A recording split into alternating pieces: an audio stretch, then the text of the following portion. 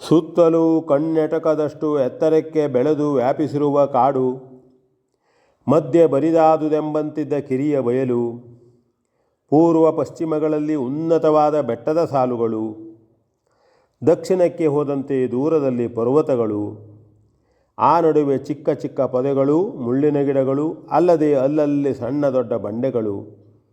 ಹೀಗೆ ಹೆಚ್ಚು ವಿಸ್ತಾರವೂ ಅಲ್ಲದೆ ತೀರ ಇಕ್ಕಟ್ಟಾಗಿಯೂ ಇರದೆ ಸಾಮಾನ್ಯ ಕುರುಚಲು ಕಾಡೆನ್ನುವಂತಹ ಪ್ರದೇಶವನ್ನು ಒಂದೇ ಸವನೆ ನಡೆದು ಬಂದ ಶ್ರೀರಾಮ ಲಕ್ಷ್ಮಣರು ಬಂದು ಸೇರಿದರು. ಆ ಸ್ಥಳವು ಬಹುದೊಡ್ಡ ಪರ್ವತಾರಣ್ಯಗಳ ಸಾಲಿನ ಮಧ್ಯದಿಂದ ಒಂದಷ್ಟು ಪ್ರಮಾಣದಲ್ಲಿ ಎಂದೋ ಪ್ರತ್ಯೇಕಿಸಿಟ್ಟಂತೆ ಅವರಿಗೆ ಕಂಡಿತು. ಸೂರ್ಯ ಕಿರಣವು ನೇರಾಗಿ ಅಲ್ಲಿ ಬಿದ್ದು ಕಡಿದಾದ ವನಮಧ್ಯದಲ್ಲಿಯೂ ನೆಲವು ಆ ಕಿರಣ ಸಂಸ್ಪರ್ಶದಿಂದ ಬೆಳಕನ್ನು ಕಾಣುತ್ತಿತ್ತು. ಅಂತೆಯೇ ದುರ್ಗಮವಾದ ಅರಣ್ಯ ಮಧ್ಯದಲ್ಲಿಯೂ ದಿವಾಕರನ ದಿವ್ಯ ತೇಜಸ್ಸಿನಿಂದ ಭೂಮಿಯು ತನ್ನ ಅಸ್ತಿತ್ವವನ್ನು ಕಾಣಿಸುತ್ತಿತ್ತು. ಶ್ರೀರಾಮ ಲಕ್ಷ್ಮಣರು ಆ ಕ್ಷೇತ್ರವನ್ನು ತಲುಪುವ ಹೊತ್ತಿಗೆ ಹೊಂಬಿಸಿಲು ಕಳೆದು ಅದೇ ಉರಿಯನ್ನು ಬೀರುವುದರಲ್ಲಿತ್ತು. ಸೀತಾದೇವಿಯನ್ನು ಕಳೆದುಕೊಂಡು ದಗ್ಧಮಾನಸರಾದ ಈ ಅಣ್ಣ ತಮ್ಮಂದಿರ ಮೈಗಳು ಪತನ ತೇಜದ ತೀಕ್ಷ್ಣತೆಯನ್ನು ಪ್ರತ್ಯಕ್ಷವಾಗಿ ಅನುಭವಿಸುವಂತಾಯಿತು. ಕಾಡಿನ ಗಿಡಮರಗಳಡಿಯಲ್ಲಿಯೇ ನಡೆದು ಬಂದಿದ್ದ ಶ್ರೀರಾಮ ಲಕ್ಷ್ಮಣರು ಒಮ್ಮೆಲೆ ಬಿಸಿಲು ನುರಿಯನ್ನು ಸಹಿಸಬೇಕಾದ ದುಸ್ಸಹವಾದ ಅದನ್ನೆನೆಸುತ್ತಾ ಅವರು ಕ್ಷಣಕಾಲ ಅಲ್ಲೇ ನಿಂತು ನಿಟ್ಟುಸಿರನ್ನು ಬಿಟ್ಟರು. ಮುಂದೆ ಹೋಗಬೇಕಾದ ಕಾಡು ಕಳೆದು ಬಂದದಕ್ಕಿಂತಲೂ ದುರ್ಗಮವಿರಬಹುದು. ಆದರೂ ಅದನ್ನು ಪ್ರವೇಶಿಸಬೇಕಾದರೆ ಈ ಬಿಸಿಲ ಬೇಗೆಯನ್ನುಂಡೇ ಮುಂದೆ ಕ್ರಮಿಸಬೇಕಾಗಿದ್ದಿತು. ಶ್ರೀರಾಮನು ಸುತ್ತಲೂ ಕತ್ತನ್ನೊಮ್ಮೆ ಹೊರಳಿಸಿ ಕಂಡಷ್ಟನ್ನೆಲ್ಲ ಒಮ್ಮೆಯೇ ನೋಡಿಬಿಡುವಂತೆ ನೋಡತೊಡಗಿದನು. ಅವನ ಹೃದಯವು ನಿರಾಶೆಯಿಂದಲೇ ತುಂಬಿದ್ದರು. ಕರ್ತವ್ಯ ನಿಷ್ಠೆಯಲ್ಲೇ ಬೆಳೆದು ಬಂದಿದ್ದ ಅಭ್ಯಾಸವು ಮಾತ್ರ ಸೀತೆಯನ್ನು ಹುಡುಕಲು ಮೊದಲು ಮಾಡಿತ್ತು.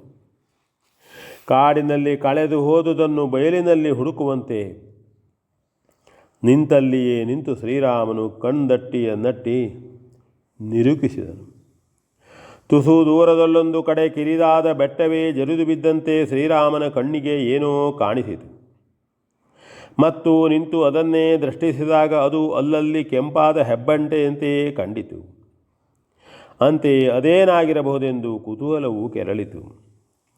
ಇಬ್ಬರೂ ಅದನ್ನು ಪರೀಕ್ಷಿಸುವುದಕ್ಕಾಗಿ ಆ ಕಡೆಗೆ ಧಾವಿಸಿದರು.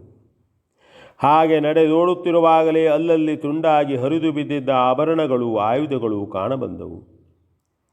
ಅವುಗಳನ್ನು ಕಂಡೊಡನೆಯೇ ಇಲ್ಲಿ ಏನೋ ಆಗಿರಬೇಕೆಂದು ಕಂಡು ಯುದ್ಧವೇ ಆಗಿದ್ದರೂ ಆಗಿರಬಹುದೆಂದು ಅವರಿಗೆ ಅನ್ನಿಸಿತು. ಅಲ್ಲಲ್ಲಿ ರಕ್ತವು ಸುರಿದು ನೆಲದಲ್ಲಿ ಒಣಗಿದ್ದಿತು. ಮತ್ತಷ್ಟು ಅದನ್ನೆಲ್ಲ ಪರೀಕ್ಷಿಸುತ್ತಾ ಮೊದಲು ಕಂಡುದನ್ನೇ ಬಳಿಸಾರಿ ನೋಡುವುದಕ್ಕಾಗಿ ಅತ್ತಲೇ ನಡೆದರು. ಮಾತ್ರವಲ್ಲ, ಅಲ್ಲಿ ಅವರೆಗೂ ಹೋಗಿ ನೋಡಿದರು. ಅಲ್ಲಿ ನೋಡುವುದೇನನ್ನು? ತುಂಡಾದ ರೆಕ್ಕೆಯ ಬಹುದೊಡ್ಡ ಹಕ್ಕಿಯೊಂದು ಬಿದ್ದಿದ್ದಿತ್ತು. ಅದು ಕಲ್ಲು ಅಲ್ಲ, ಬೆಟ್ಟವೂ ಆಗಿರಲಿಲ್ಲ. ಹಾಗೆ ಇವರಿಗೆ ದೂರದಿಂದ ಕಂಡಿದ್ದಿತ್ತಷ್ಟೇ. ತೀರಾ ಅದರ ಸಮೀಪಕ್ಕೆ ಹೋಗಿ ಆ ಅಣ್ಣ ತಮ್ಮಂದಿಬ್ಬರೂ ಅದನ್ನು ಪರೀಕ್ಷಿಸಿದರು. ಆಯುಧ ಪ್ರಯೋಗದಿಂದಲೇ ಆ ಪಕ್ಷಿಯ ರೆಕ್ಕೆಯು ಖಂಡಿಸಲ್ಪಟ್ಟಿದೆ ಎಂದು ಅವರು ಮನಗಂಡರು. ಅಂತೆಯೇ ಯುದ್ಧವು ನಡೆದಿರಬಹುದೇ ಎಂದಿದ್ದ ಸಂದೇಹವು ಘಾಸಿಗೊಂಡು ಬಿದ್ದಿದ್ದ ಪಕ್ಷಿಯನ್ನು ನೋಡಿ ಮತ್ತಷ್ಟು ಬಲವಾಯಿತು. ಪಕ್ಷಿಯದು ಪ್ರಾಣ ಮಾತ್ರದಿಂದ ಉಸಿರಾಡುತ್ತಿದ್ದಿತು. ಕಣ್ಣಾಲಿಗಳು ನೆಟ್ಟು ಹೋಗಿದ್ದವು. ರೆಕ್ಕೆಯು ತುಂಡಾಗಿ ಹೋಗಿದ್ದ ಗಾಯದಿಂದ ನೆತ್ತರು ಸೋರಿ ಆ ಸ್ಥಳವೇ ಕೆಸರಾಗಿ ಹೋಗಿದ್ದಿತ್ತು. ಮತ್ತು ರಕ್ತವು ಚಿಮ್ಮಿ ಹರಿಯುತ್ತಲೇ ಇತ್ತು. ಬೇಟೆಯಾಡಿದ್ದರೆ ಬಿದ್ದ ಪಕ್ಷಿಯನ್ನು ಬಿಟ್ಟು ಹೋಗುವನಾರು? ಅಥವಾ ಇಷ್ಟು ದೊಡ್ಡ ಪಕ್ಷಿಯನ್ನು ಬೇಟೆಯಾಡುವುದಾದರೂ ಯಾರು? ಇಷ್ಟೊಂದು ಹಿರಿದಾದ ಪಕ್ಷಿಯು ಆ ಜಾತಿಯಲ್ಲಿರುವುದೇ ಅಪೂರ್ವವು.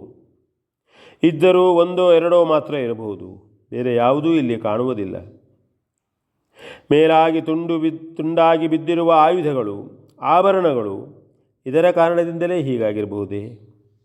ಆಗಿದ್ದರೆ ಹಾಗೇಕೆ ಆಗಿರಬೇಕು? ಆದರೆ ಯುದ್ಧದಿಂದಲೇ ಆಗಬೇಕು. ಈ ಪಕ್ಷಿಯು ಯಾರಲ್ಲಿ ಯಾಕೆ ಯುದ್ಧ ಮಾಡಿರಬಹುದು? ಇನ್ನು ಇದರಲ್ಲೇನೋ ವಿಶೇಷವಿದೆ ಎಂದು ಒಂದು ನಿಮಿಷದಲ್ಲಿ ಈ ಎಲ್ಲವನ್ನು ಎಣಿಸಿ ನಿರ್ಣಯಿಸಿಕೊಂಡ ಶ್ರೀರಾಮನು ಮತ್ತೊಮ್ಮೆ ಆ ಪಕ್ಷಿಯನ್ನು ಚೆನ್ನಾಗಿ ಪರೀಕ್ಷಿಸಿದನು. ಹಾಗೆಯೇ ರಕ್ತ ಚಿಮ್ಮುತ್ತಿದ್ದ ಅದರ ಗಾಯವನ್ನು ಒತ್ತಿ ಹಿಡಿದು ಅದರ ಮೈ ಮೇಲೆಲ್ಲ ಕೈಯನ್ನಾಡಿಸಿದನು. ಹಾಗೆ ನೋಡುತ್ತಾ ಅದನ್ನು ಉಪಚರಿಸುತ್ತಿದ್ದಾಗ ಅಸನ್ನ ಮರಣಾವಸ್ಥೆಯಲ್ಲಿದ್ದ ಆ ಪಕ್ಷಿಯು ಜಟಾಯುವೇ ಆಗಿದೆ ಎಂದು ಶ್ರೀರಾಮನಿಗೆ ಮನವರಿಕೆಯಾಯಿತು. ಕೂಡಲೇ ಅವನು ತನ್ನ ತಮ್ಮನನ್ನು ನೋಡಿ, ತಮ್ಮ ಲಕ್ಷ್ಮಣ, ಇವನು ನಮ್ಮ ಜಟಾಯುವು, ಅಯ್ಯೋ ಎಂದು ನುಡಿದು ಕಣ್ಣೀರು ಮಿಡಿದನು. ಲಕ್ಷ್ಮಣನು ಯಾವುದೋ ಎಲೆಯ ರಸವನ್ನು ತೆಗೆದು ಪಕ್ಷಿಯ ಬಾಯಿಗೆ ಹಿಂಡಿ ಗಾಯಕ್ಕೆ ಲೇಪಿಸಿದನು. ಜಟಾಯು ಆಗಲೇ ಒಮ್ಮೆ ಕಣ್ಣು ತೆರೆದು ಶ್ರೀರಾಮನನ್ನೂ ಲಕ್ಷ್ಮಣನನ್ನು ನೋಡಿದನು. ತಮ್ಮ ಲಕ್ಷ್ಮಣ ಎಂದು ಮಾತು ಅಸ್ಪಷ್ಟವಾಗಿ ಜಟಾಯುವಿಗೆ ಕೇಳಿದ್ದಿತು. ಆದರೂ ಕಣ್ಣಿಗೆ ಯಾವ ಶಕ್ತಿಯೂ ಕೂಡಿರದಿದ್ದುದರಿಂದ ನೋಡುವುದಕ್ಕೆ ಅವನಿಗೆ ಕಷ್ಟವಾಗಿದ್ದಿತು. ಲಕ್ಷ್ಮಣನ ಔಷಧ ಪ್ರಯೋಗದಿಂದಲೂ ಶ್ರೀರಾಮನ ಉಪಚಾರದಿಂದಲೂ ಜಟಾಯುವಿಗೆ ಒಂದಿಷ್ಟು ಚೈತನ್ಯವು ಕೂಡಿ ಬಂದಿತು. ಅಂತೆಯೇ ಅವರನ್ನವನು ನೋಡಿ ಇವರೇ ಶ್ರೀರಾಮ ಲಕ್ಷ್ಮಣರೆಂದು ಖಚಿತ ಮಾಡಿಕೊಂಡನು. ನಂದುವ ದೀಪವು ಕೊನೆಯ ಬಾರಿಗೆ ಬೆಳಕನ್ನು ಬೀರಿಯೇ ಮತ್ತೆ ಇಲ್ಲದಾಗುವಂತೆ ಜಟಾಯುವು, ಹಾ ಶ್ರೀರಾಮ, ಸೀತೆಯನ್ನು ರಾವಣನು ಅಪಾರ ಮಾಡಿದನು, ತಡೆದು ನಾನು ಹೀಗಾದೆ ಎಂದು ಹೇಳುವಷ್ಟರಲ್ಲಿಯೇ ಕಣ್ಣಾಲಿಗಳು ತಿರುತಿರುಗಿ ಸಂಕಟದಿಂದ ಮತ್ತಾವ ಮಾತನ್ನು ಆಡಲಾಗದೆ ಅತ್ತಿತ್ತ ಹೊರಳಿ ನರಳಿ ರಾಮ ರಾಮ ರಾಮ ಎಂದು ಹೇಳುತ್ತಲೇ ಕೊನೆಯುಸಿರನ್ನೆಳೆದು ಬಿಟ್ಟನು. ವಿ ಎನ್ ಭಾಗವತರು ಬಳ್ಳಿ.